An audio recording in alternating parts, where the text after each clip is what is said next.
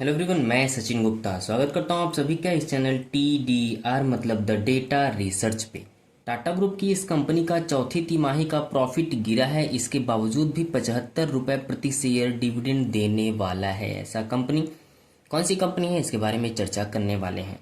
तो टाटा एल्क्सी के निदेशक मंडल ने वित्तीय वर्ष 2024-25 के लिए 75 रुपये प्रति इक्विटी शेयर के फाइनल डिविडेंड की सिफारिश की है। मतलब टाटा ग्रुप का टाटा एल्क्सी जो है वो 2024-25 के लिए 75 रुपये डिविडेंड प्रोवाइड करने वाला है। कब का न्यूज़ है? तो ये 17 अप्रैल 2025 का न्यूज़ है। इसकी बेसिस पे हम ये वीडियो बना रहे हैं।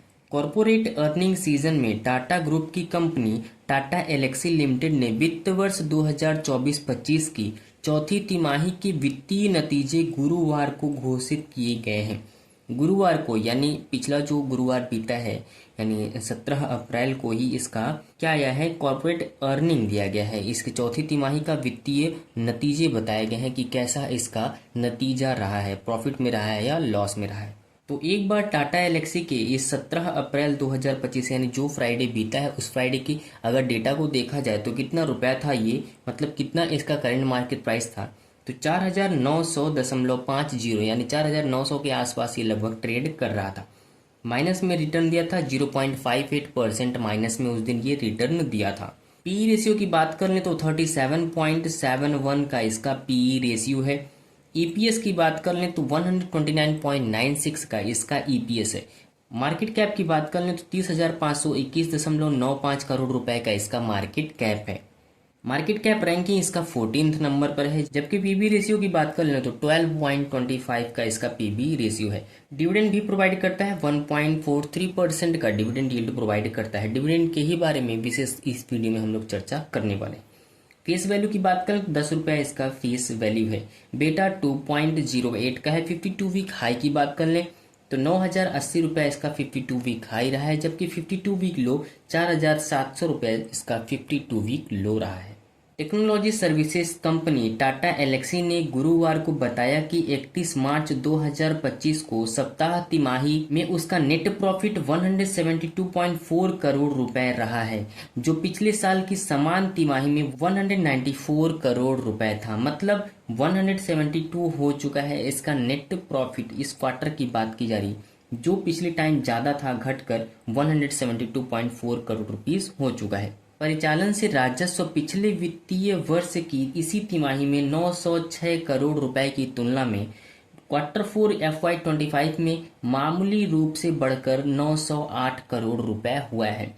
मतलब पिछले साल जो 906 करोड़ रुपए था उस प्रॉफिट में 2 करोड़ रुपए का इजाफा होकर 908 करोड़ रुपए तक पहुंचा है।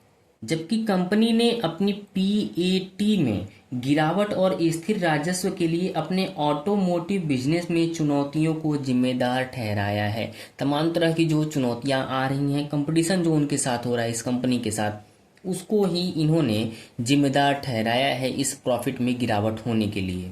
टाटा एल्क्सी के निदेशक मंडल ने वित्तीय वर्ष 2024-25 के लिए 75 रुपये प्रति इक्विटी शेयर के फाइनल डिविडेंड की सिफारिश की है।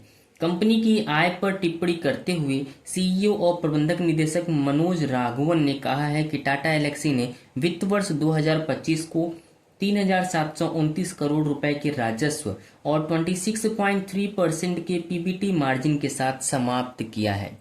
राघवन ने कहा कि हमारे ऑटोमोटिव बिजनेस को इस तिमाही में चुनौतियों का सामना करना पड़ा, क्योंकि कुछ ओईएम और आपूर्तिकर्ताओं ने जियोपॉलिटिकल, बिजनेस और बाजार की अनिश्चितताओं के कारण नए कार्यक्रम शुरू करने से मना कर दिए हैं।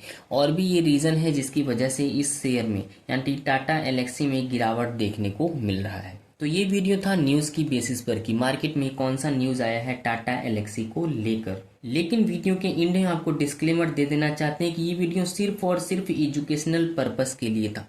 अगर आप किसी भी स्टॉक को बाई, सेल या होल्ड करना चाहते हैं तो खुद का रिसर्च और खुद का एनालिसिस जरूर करिए, उसके बाद ही किसी स्टॉक को बाई, सेल या होल्ड करने का सोचिए। तो चलिए मिलते हैं अगले वीडियो में। तब तक आप लोग बिल्कुल स्वस्थ रहिए, मस्त रहिए, अपना अपने परिवार का और इस देश का भी ख्याल रखिए।